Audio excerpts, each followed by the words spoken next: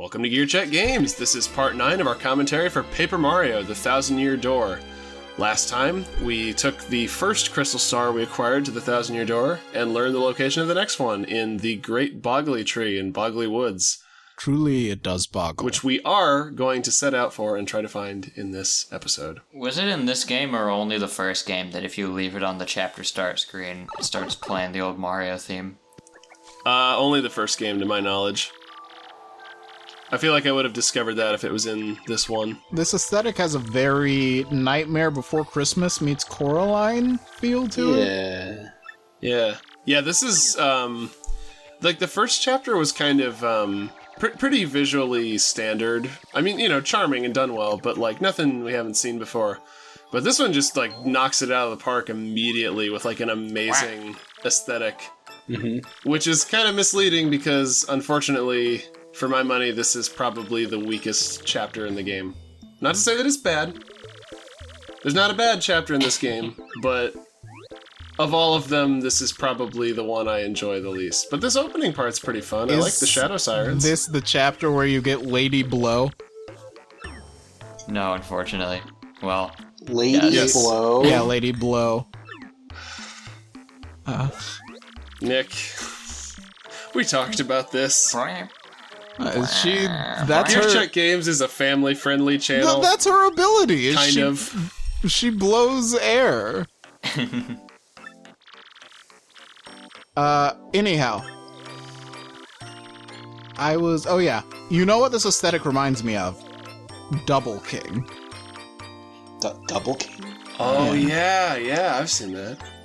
Yeah, It's weird as hell. Yeah, it's very strange, and this is weirdly reminiscent of it. You know what else I like the aesthetic of? The Shadow Sirens. Like, they're very simple designs, but for some reason I've just always loved, like, the... Like, witch hats are pretty, like, stereotypical, but, like, just adding, like, the little, like, bands of color and the stripes and everything, just, I don't know. I just love the way the hats look. Also, the Shadow Sirens are based on the Hecates, right? Because it's the crone, the maiden, and whatever the one in yellow is. Are those the three ladies from Hercules that pass the eyeball around? No, those are the Fates. They're different. Yeah, the Hecates from Disney's Hercules. I mean, in fairness, Trey, in Sandman mythology, they're the same. Also, Correct. Notice how none of the Shadow Sirens have visible eyes. Yeah. That's true. They have hair. That covers their eye sockets so you can't tell that they have no eyes. Yeah. Notice how the Shadow Sirens also don't have toes. Oh, yeah, because they're ghosties. Yeah. Well, although the hilarious that... Well, okay. I'll address that when we come to it. Regarding their little, like, ghost tails, What? and how they behave in certain situations. yeah, Vivian yeah. and Gravity. Yeah. Yeah. The old lady, she's stretched, so we know that they're stretchy. Yeah, the crone. But how stretchy? That's the question. Oh, it's a sleepy sheep. Have I complained yet about, like, trying to... Yeah, see that? Trying to, like, discard an item in this game because it, like, physically bounces away into the overworld. Which is nice, because it gives you a little bit of time to, like, reconsider if you throw away something you ultimately want to keep. But if you're in, like, tight quarters or surrounded by enemies and you're just... You kind of need to, like, maneuver precisely. It doesn't help to have a giant item bouncing around trying to... Now the real question, does he switch back to Goombella in the first turn?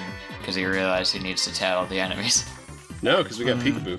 Oh, I didn't see you get Peekaboo. Yeah. See, you really, really, really wanted to fight these Timeless River Piranha plants, didn't you? Timeless retreat. We can't get it right. Yeah, all the enemies here have kind of this old-timey black and white cartoon color palette. Wait, there's piranhas in the audience. Does that mean not all piranha plants are evil too? Yeah, not all of any creature in this game is evil, because they can... Yeah. Well, actually, no, that's... I mean, sometimes your audience members are evil, like X-Nauts. That's true. They just like watching you beat up other people.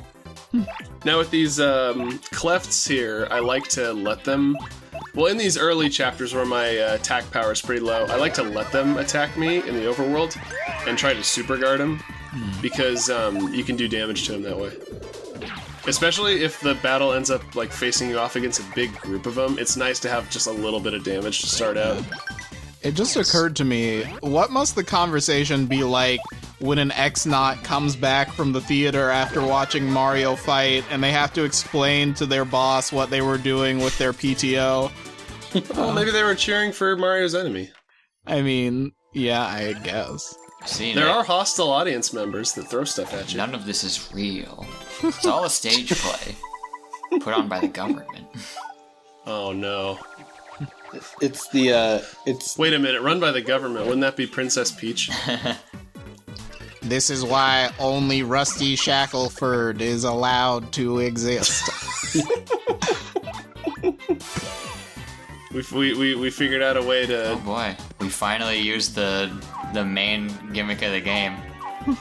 Yes, the special moves using the crystal stars. This is a pretty useful move for about... I would say maybe like 50-60% of the game. Because if you get all of these action commands right, all the way to the end, you do 6 damage to every enemy on the screen, regardless of their defenses or positioning. Including flying enemies. Yeah. oh, But if you screw it up and you only get like a few levels of it, you have to make sure... To damage an enemy, you have to make sure that that big tremor like touches the enemy, otherwise they won't be damaged. Yeah. So, yeah. Which I obviously don't ever screw up Earth Tremor because I Never, have just ever. mad gaming skills Yeah. and never make You're, mistakes. Gamers for life, yo. The big tree. Yes. Epic gamer moments all the time. Oh yeah. So we never really properly introduced Punio here. He went to Rogueport to get help because some big jerks. It's the X-Nauts have started excavating his home, the Great Boggly Tree, looking for the Crystal Star. And he needs Mario to help him drive him out and set things right. My, what a great boggly tree. What a great music track. yeah. I remember really enjoying this tree when I played this game. Well, yeah, because you like Pikmin. Oh, yeah. I guess I like Pikmin. But nobody likes... I don't think there's anyone on Earth who likes Pikmin as much as Trey does. Except Arlo. So, Okay, maybe Arlo. I wasn't in the Pikmin series, obviously, so I don't know if you have addressed this concern or not, but is it vegan to eat a Pikmin? No, because it's a living creature. But it's a plant, though. Because Pikmin can suffer. The whole thing about Yeah, veganism but, is that like- you can't do it if it, is a result of suffering. Wait, Pikmin suffer? Warlord Trey's like, So- wait, Pikmin can suffer? I don't believe you. Alright, then is eating Pikmin... I hope you weren't hoping for that to be our big conversation topic. is for this eating episode. Pikmin vegetarian? Well, yeah. It's vegetarian, but not vegan. What if Pikmin just look like plants, but on the inside they're like meat? I'm pretty sure that it's explicitly stated that that's not the case. Multiple times. They obviously taste like carrots. Yeah. I imagine they taste more like radishes, especially the purple ones. God, they taste like cauliflower, guys. Now, there's a good little setup here for a joke. It won't be labeled Secret Entrance, just thought I'd point that out. For no particular reason. Yeah, no particular reason. Yeah. They wouldn't just label it secret entrance. Yeah. Does no one find it odd that there's just, stuff in their world hidden by, giant invisible sheets of paper Nah, it's just that only a specific character can remove? it's just business as usual. I like I that. guess. I forget what's the tell on those? Is it like a different shading? There's usually like a peeled corner or something. Yeah, usually this is one of the few that's just straight up invisible. Okay. But usually there's some kind of visual tell. I think there's a little bit of artifacting Yeah, see, where the sheet is that's kind of giving it away. you've got to watch for the clipping mask collisions. Yeah. Which will reveal that there are two things rendered in the same plane. Yes, listen to Nick. Nick knows what he's talking about. I don't. So the computer's trying to render two things at the same time. Yeah. That's a lot to ask of the GameCube. Yeah. Jeez. That is called Z fighting, by the way. which Okay. is also the name of Goku and Piccolo having a spat. But Z. For the last time, Nick, Goku is not a video game character, ergo he is not relevant here. hey, he's a manga character. he's in Dragon Ball Fighters. Until he's in Smash, he's not. I don't want to have this discussion with you, Nick. Yeah, we'll not. Am I gonna have to get Daddy Sakurai on the line? Oh, guys, Set you straight? She's coming back to the stage. Yeah. She's gonna rise again. She's the cream of the crop. She is the cream of the crop, and the cream always rises to the top. So I imagine Madame I don't think Fleury- I've ever seen somebody make the connection between Madame Fleury and Randy Savage. I imagine Madame Fleury as like a Gloria Gaynor type. So just out here busting out some "We are what we are, and what we are is," you know. I get it. etc. Yeah. That whole thing. But if you hit the blue switch, all of the blue blocks will be hittable. Mm-hmm. Yeah, that's how it work in Mario Land. Yeah. So in the previous part, I started cutting out more enemy encounters, just for the sake of getting the game done in a somewhat reasonable amount of time. In this episode, I kind of had trouble doing that because the game kept introducing new elements that I wanted to show very, incrementally. So, yeah, we're gonna be seeing a few more enemy encounters than You we did in you some of the previous quadruple parts. stylished there, and I wanna commend you for that. Thank you. Well, I forget what this. It takes real skill to push A that many times. Stylishing makes the audience love you more, right? Yeah, and it refills your. It gets converted into power for your special moves. Okay. How Lightning. ironic. How ironic. Yeah. Yeah. It's like rain on your wedding day. Yeah, that really couldn't have gone any better in that situation. Did it rain the day Mario was born? I don't know. We should consult Yoshi's Island for that. I am a information. Mario. Lightning reborn. I am a Mario. The rain transformed. It is me. Why is that cloud lower than the other cloud? The puffs like to change position here. This is one of the enemies where Goombella is like the preferred choice because she can actually attack them whether or not they're on the ground, whereas Koops can only get them when they're in his line of fire. The one case where Goombella can't get them is when they electrify themselves prior to their big energy attack. Case in point. Great. So, I think the only thing we have at this point that can damage them while they're in that state and floating in the air, besides an item, is Earth Tremor, so for a second, I thought that this enemy was called Draft Puff as a reference to Daft Punk, and I was very confused. Draft Puff. That sounds like the sort of thing that would be on an album cover and the background of a cartoon. Whoa. Where they can't use the likeness, so they have to come up with a royalty-free equivalent. P down. You found the P down D up P. P down D up P. It's pretty self-explanatory. Isn't that a Welsh word that means where's the bathroom? I don't know. How did you guess? I didn't know we had a Welshman on here. Oh, whoa. Oh, Welsh. I keep forgetting that shine sprites are in this game. Yeah. Which Do you guys feel like they pushed the paper airplane power far enough? Oh, that's unfortunate. having shine sprites in this game confirms my theory that Bowser in this game sounds like, "How dare you interrupt our family vacation?" So Mario! someone captured Princess Peach without my say-so?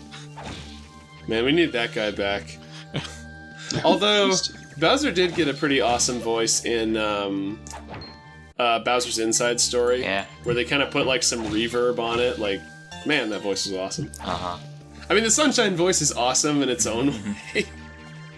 But, I mean, I can see why they went with the direction they chose later on.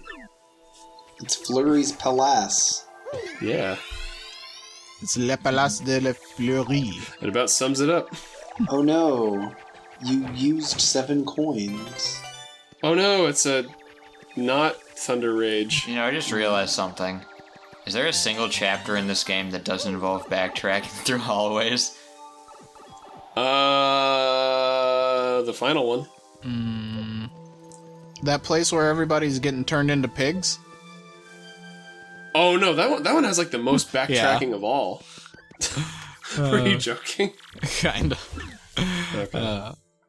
But no, I think the final chapter is basically just like one straight shot through a big dungeon. Oh, yeah, Yes, that's true. That's fair. Although technically it does have a looping part, so Yeah. you could consider that backtracking. Well, if you wanna get pedantic, I guess. Also, there is the puzzle towers that you go up and down to different rooms. Right, but that's not as I know, redundant I as know. just like going. Yeah, I did specify backtracking through hallways. yeah. Madam McFlurry. Fleury. Madam Oreo McFlurry. That's Oh, she. Madam McFlurry. yeah. I like how she's not an M&M McFlurry. The inferior McFlurry. Oreo, I need you to stop by McDonald's for me. So I'm just gonna put my cards on the table. I'm not a huge fan of Madame Flurry. Yeah, no. So instead I'm going to talk about the spoons they give you with McFlurries and how they lacerate your lips Yeah. and Oh, God. should be banned. What is the and- point of the little hole in the spoon and like the straw thing? What's that for? You can't drink a McFlurry through that. Straws are much more effective. Somehow it was more economical for them to make a hollow plastic spoon than to just make one with like a flat handle.